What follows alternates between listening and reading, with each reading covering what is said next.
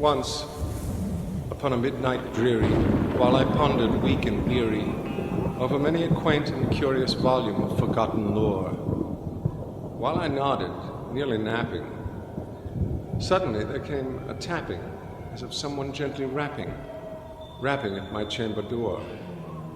"'Tis some visitor," I muttered, tapping at my chamber door. Only this, and nothing more. Distinctly I remember it was in the bleak December, and each separate dying ember wrought its ghost upon the floor. Eagerly I wished the morrow.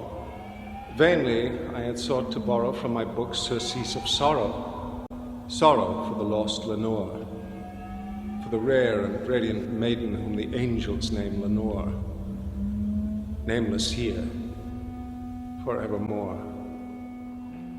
And the silken, sad, uncertain rustling of each purple curtain thrilled me, filled me with fantastic terrors never felt before, so that now, to still the beating of my heart, I stood repeating, "'Tis some visitor entreating entrance at my chamber door, some late visitor entreating entrance at my chamber door. This it is, and nothing more." Presently, my soul grew stronger. Hesitating then no longer, "Sir," said I, "or madam, truly your forgiveness I implore, but the fact is I was napping.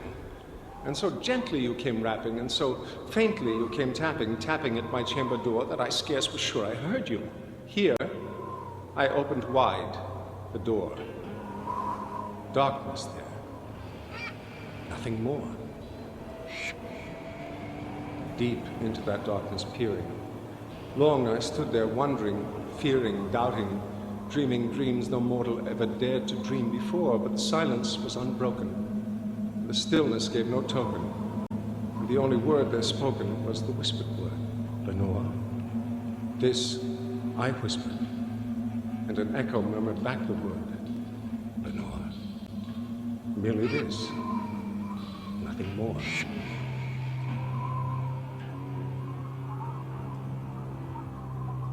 Back into the chamber turning, all my soul within me burning, soon again I heard a tapping, somewhat louder than before. "Surely," said I, "surely that is something at my window lattice. Let me see then what thereat is, and this mystery explore. Let my heart be still a moment, and this mystery explore. 'Tis the wind, and nothing more." Open here I flung the shutter, when, with many a flirt and flutter, in there stepped a stately raven of the saintly days of yore. Not the least obeisance made he, not a minute stopped or stayed he, but with mien of lord or lady perched above my chamber door, perched upon a bust of Pallas, just above my chamber door, perched and sat, nothing more. Then, this ebony bird beguiling my sad fancy into smiling, by the grave and stirred decorum of the countenance it wore. "Though thy crest be shorn and shaven, thou," I said, "art sure no craven, ghastly, grim, and ancient raven, wandering from the nightly shore. Tell me what thy lordly name is on the night's Plutonian shore." Quoth the raven, "Nevermore."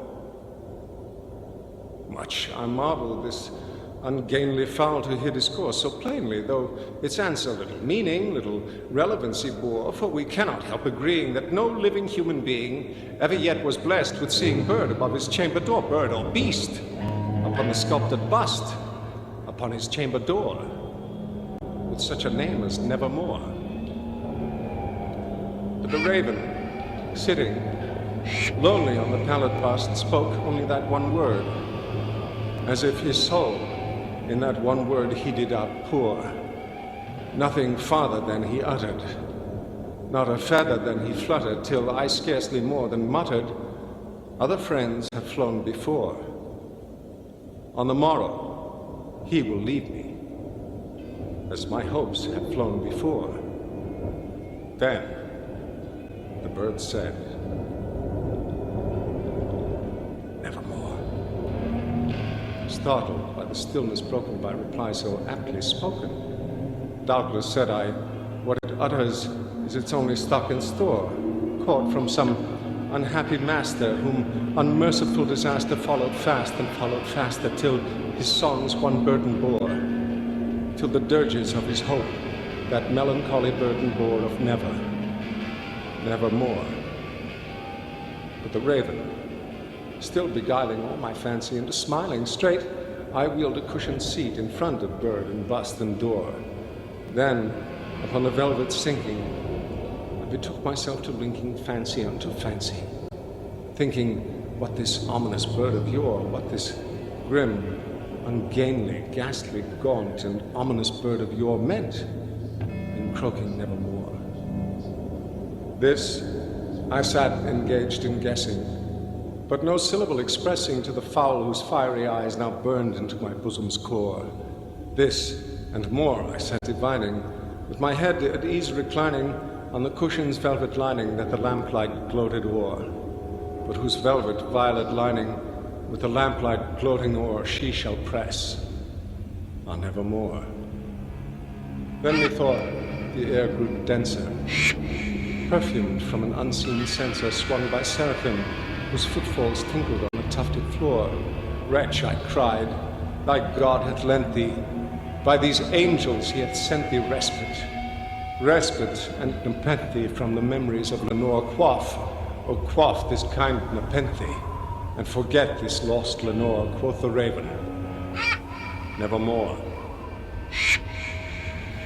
Prophet, said I, thing of evil, prophet, still a bird or devil, whether tempter sent or whether tempest tossed thee here ashore, desolate, yet all undaunted, on this desert land enchanted, on this home by horror haunted. Tell me, truly I implore, is there balm in Gilead? Tell me, I implore. Quoth the raven, nevermore.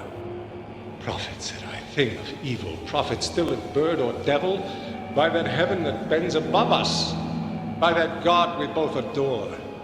Tell this soul with sorrow laden, if within the distant Aden it shall clasp a sainted maiden whom the angels name Lenore. Clasp a rare and radiant maiden whom the angels name Lenore. Quoth the raven, nevermore.